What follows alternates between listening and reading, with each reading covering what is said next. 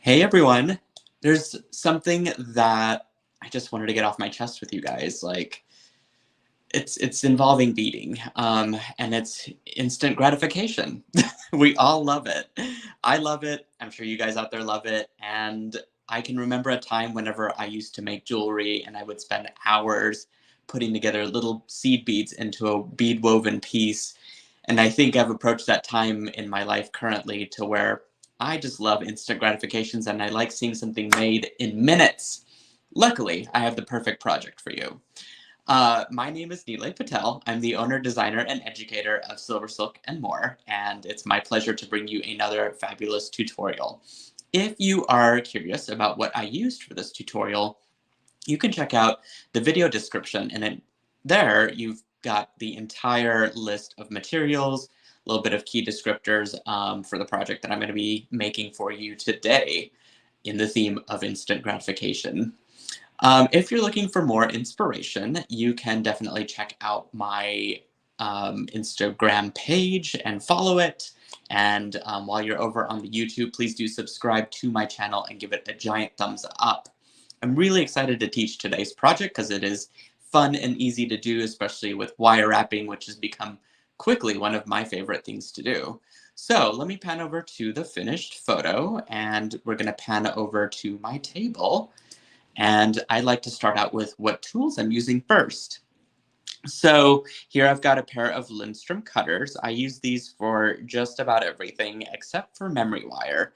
But you can cut knitted wire, beading wire, craft wire, a lot of types of wires with it really. So I recommend having a pair of those around.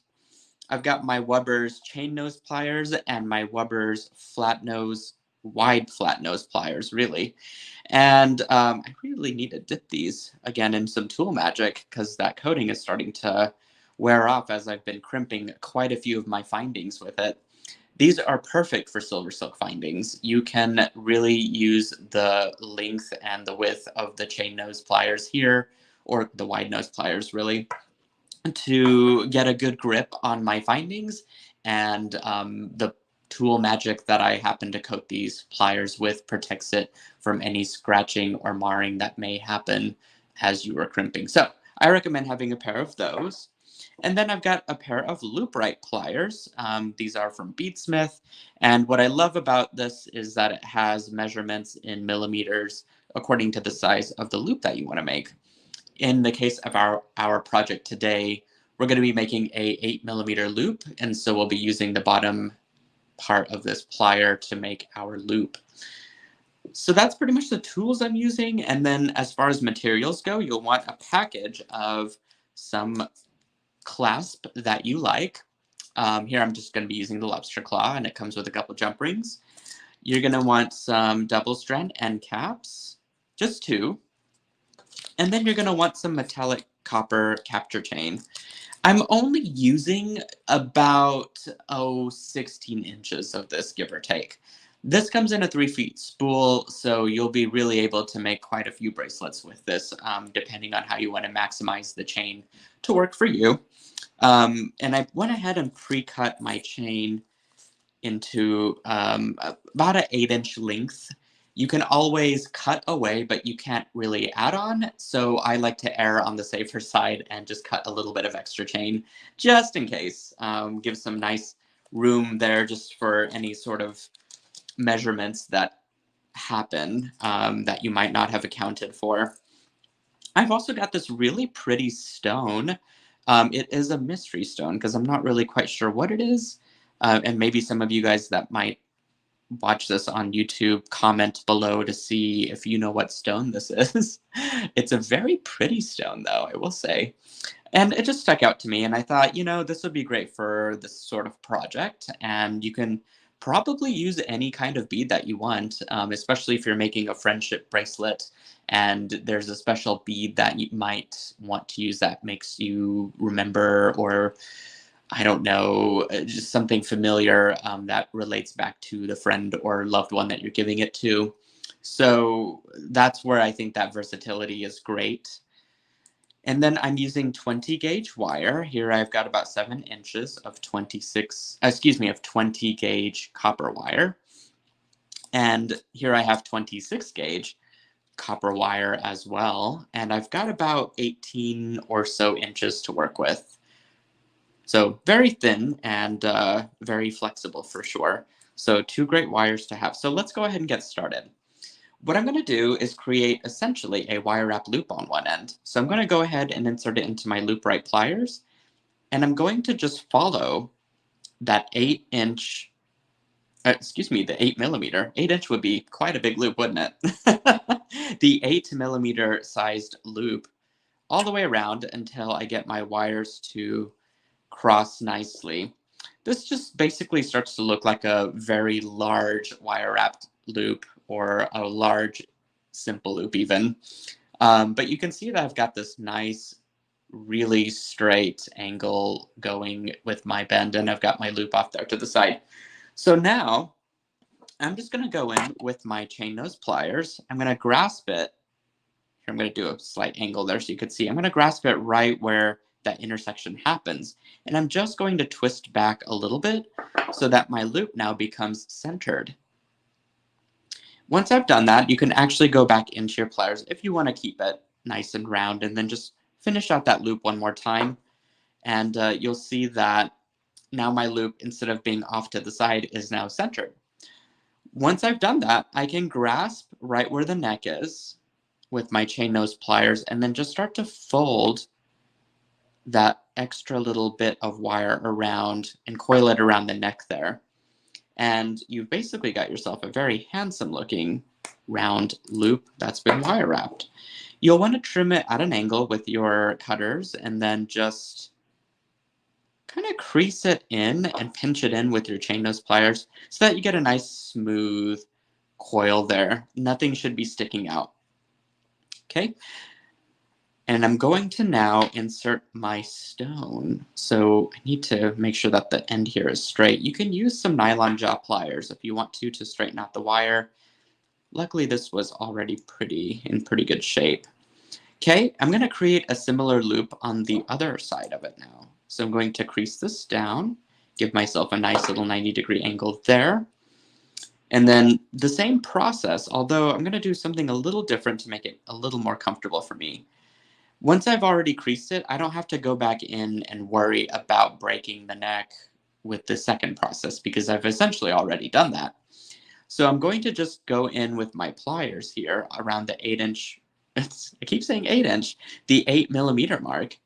And I'm going to go ahead and just work on getting that wire to twist around right over it, just like that. Okay, this is very good looking, so I'm going to just stop right there, and I'm going to grasp the neck area with my chain nose pliers, and then just coil the rest of that wire in. It doesn't necessarily have to be coiled multiple times to make sure that the bead doesn't move. You just want to kill a good bit of that space at least, which I did already. So, and I just coiled it maybe about 2 or 3 times, and then trim it at an angle, and then just pinch that little end bit there. And you want to make sure that your loops are facing the same direction as they are here. And that looks really good. Now it's the fun part. This is the part where you get to embellish and wire wrap, or at least in a sort of faux wire wrapping way, with your 26 gauge wire. So I just wrap it around the stem there, the neck, a few times. You get this little end part that sticks out. If you want to go ahead and trim it and kind of tuck in the end, you are more than welcome to do that. Let's go ahead and just go ahead and do that while we're here. Okay, and now I've got all this extra wire to work with. So what I like to do is I kind of just randomly go around, coil. You can use your thumb to kind of give it some space and push it out a little bit like I did there. And you'll notice that this starts to kind of build up as you do it. And you'll get these wonderful striations that you create with the wire in no time. And because it is pretty soft, you can really kind of make it go in any direction that you want. And even what I did was I wove my wires together so that they kind of stayed in place as I was designing this. And again, the really you could just go on and do any sort of top embellishment that you want to. If you wanted to add extra little seed beads to this, you could probably do that too without any problems. Okay, let's see if I can get this wire to come back up though. There we go. Okay, and I'm just gonna kind of weave it through loosely. It doesn't have to be exact.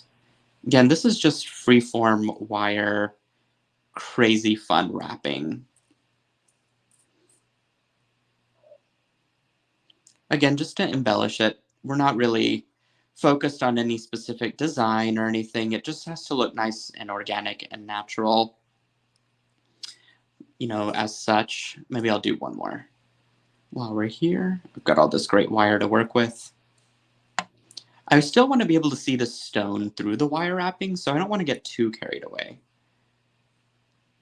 But once I have it to where I kind of like it, which that looks really fun and organic and simple to me, I'm just going to wrap it around the base there a few times and then come on the back side and trim it and tuck it. And that's pretty much it.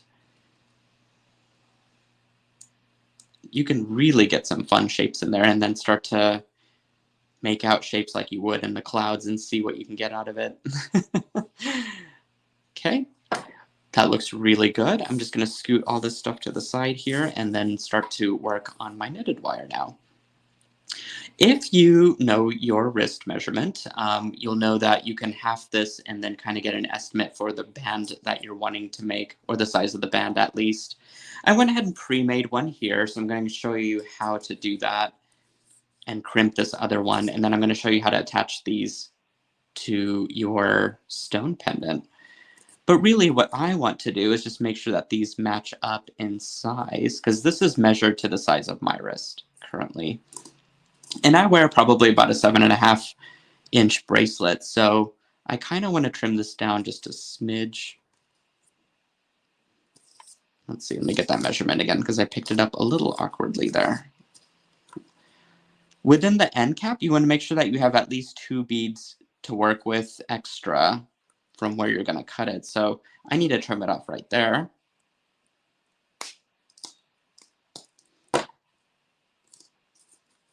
Okay, that looks really good.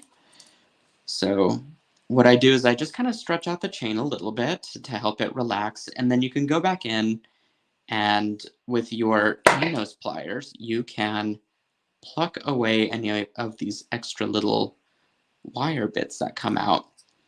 The reason you want to do that is that it gets in the way of crimping, and the last thing that you want is a very quickly incorrectly done crimp with the finding. So I just like to clean up my ends a little bit there, make sure that all those little wire fuzzy bits are out, and then gather up your chain. You can even use an extra piece of wire and stitch it through to hold your chains in place.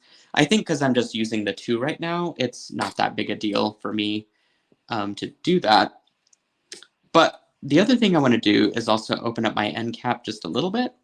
A couple of millimeters makes a huge difference because there are channels, or excuse me, there are teeth inside of each of these channels. And you want to make sure that whenever you do insert your chain in, that they go deep enough within the end cap to hit those teeth. And then when that happens, you can take your wide nose pliers and just press down. Oops, it looks like I didn't get it in deep enough. Let's try that again.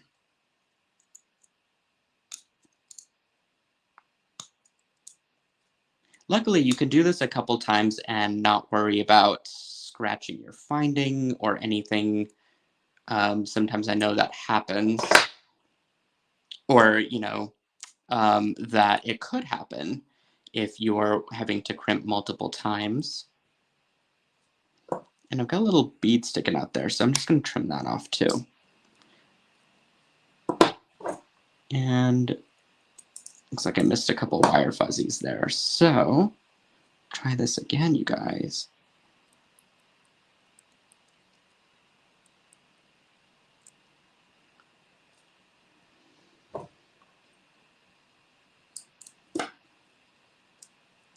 Okay, that looks really good. Nice strong hold, so that's perfect. Okay, let me just scoot these off to the side here. Now what I want to do is insert my, or actually attach my chain to my finding. So I think what I'm supposed to do here is I go top up, and then I can fold all the way around like that. And do that same thing to this side, go top down, insert all of it through, and then just pull. Oh, whoops, did that backwards. I need it to go bottom side up. There we go. And then take all of it in and then pull. And that's it. And I've got my beautiful bracelet that is ready to go. And I went ahead and attached my little findings, my little clasp there. It's all ready to go. So that is pretty much all there is to this bracelet. Pretty cool design, right?